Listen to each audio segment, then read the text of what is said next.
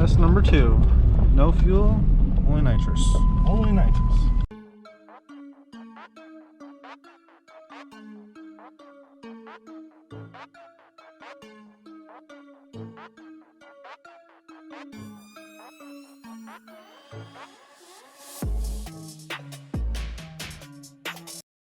Alright guys, and welcome back to Yoast Build. So tonight, what we are going to get into, as every Friday goes, we love to head out to the track to get some pulls in.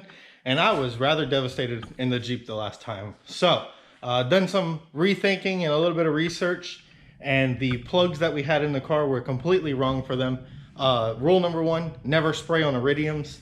The SRT4 2.4 style plug has a very, very thin center conductor to hit the strap, and the gap was huge and you can't adjust the gap properly. So we got a set of NGK V-Powers that are a 7 heat range. So we went down 2 heat ranges. We went from a 9 to a 7, and I'm gonna get to properly gapping them. I already have the Jeep in the garage, have it apart, and show you guys a few tips, and hopefully we can get this thing so it doesn't break up on nitrous. And we're going to test it on the street. We don't want to waste our time going back to the track untested like last time and then not have any good passes. So let's get right into the video and hope you guys are ready for some more nitrous action. All right guys, so what we have here is a spark plug gapper. If you guys have never seen one of these, this is actually the proper way where you don't damage the plug or damage anything. You know those little things that you get from Harbor Freight or Discount Auto Parts that are basically like this, but in a circle form? Those work great, but you can't get a precise measurement like you can with this thing. So we have our plugs right here. All you do is screw the plug in here. You can see, you get the porcelain right, boom. And then you have your measurements right here, 10, 12, 13, 17, 18, 19. So we're gonna start with 20 thousandths. We're gonna gap the plug down to 20. So you lay this across the center conductor just like that. And then you take this piece and you just turn it, and you'll see. So now once this is parallel with this surface and this surface, you have officially gapped the plug. You wanna release this, push it back down one more time just to make sure it's perfectly parallel. You release this, pull your space off, pull your plug out. You're not messing up the threads, you're just barely pushing down on top of this. And like I said, this makes doing this very easy, and you never really hurt the plug or your fingers or anything like that. You can literally throw it in there, just line it up a little bit, and boom. You kind of feel the resistance stop. You know, some people put this in a vise and go ham on it. You don't really need to do all that. You literally just need enough pressure to make sure that it sets parallel. There should be a little bit of drag when you pull that out, and that's how you properly set the gap on a spark plug. So boom, 20,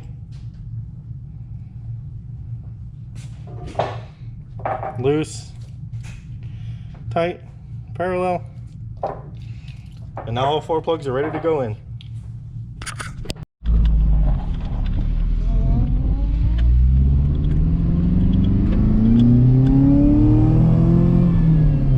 Doesn't break up.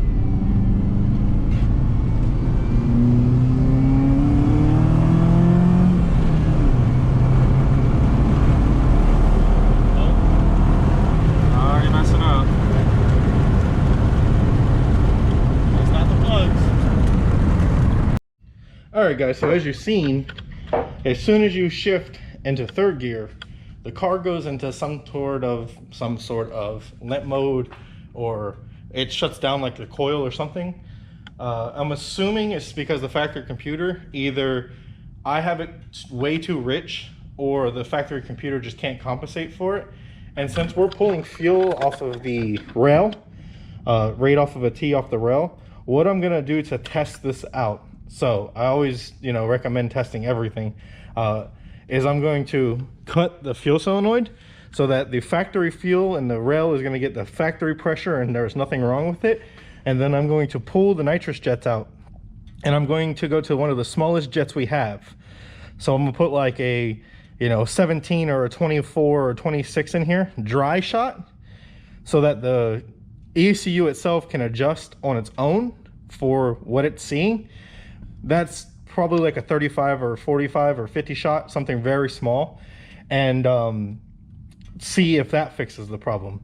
Because, you know, if it's something solenoid related where it's just not being able to hold the power or something like that, you know, we don't want to hurt this perfectly good running motor for no reason. So we'll lower the nitrous by like 40 horsepower, test it out, make sure that it's just not flooding the motor or it's just going extremely lean, because once it does that, you have to literally hold the gas down and rev it up before it'll clear itself up.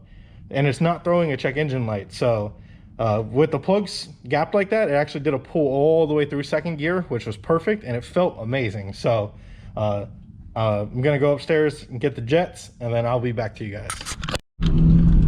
Test number 2. No fuel, only nitrous. Only nitrous. A lot less nitrous. I went from a 47 jet to a 31 jet.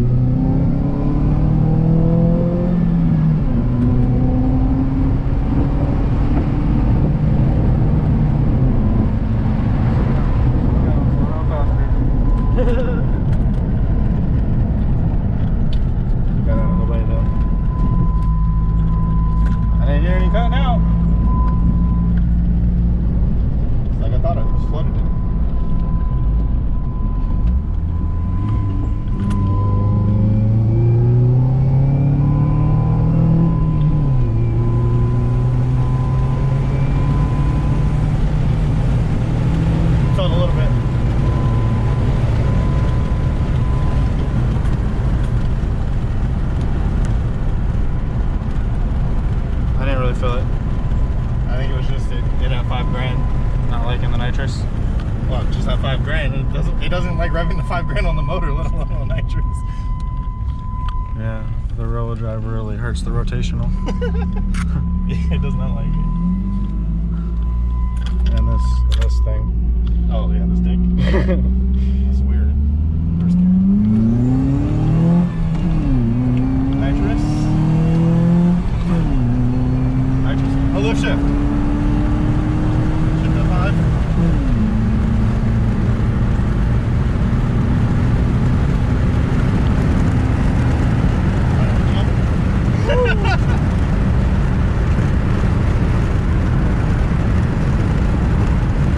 That's perfect.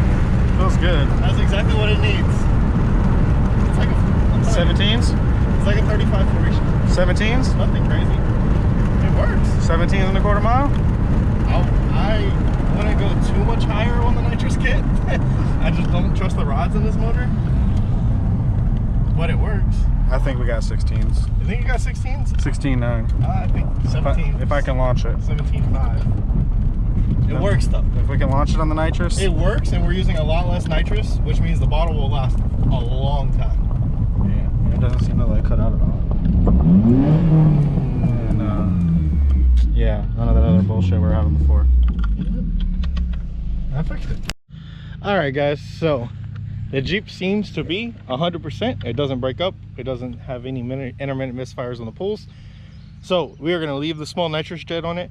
The nice thing about a small dry shot like that is that your nitrous bottle will last a very long time. So I'm gonna go shower up, get ready. We're gonna head out to the track. I'll probably take the Juke. I probably won't run it, just in case anything breaks on the Jeep. We can tow it home.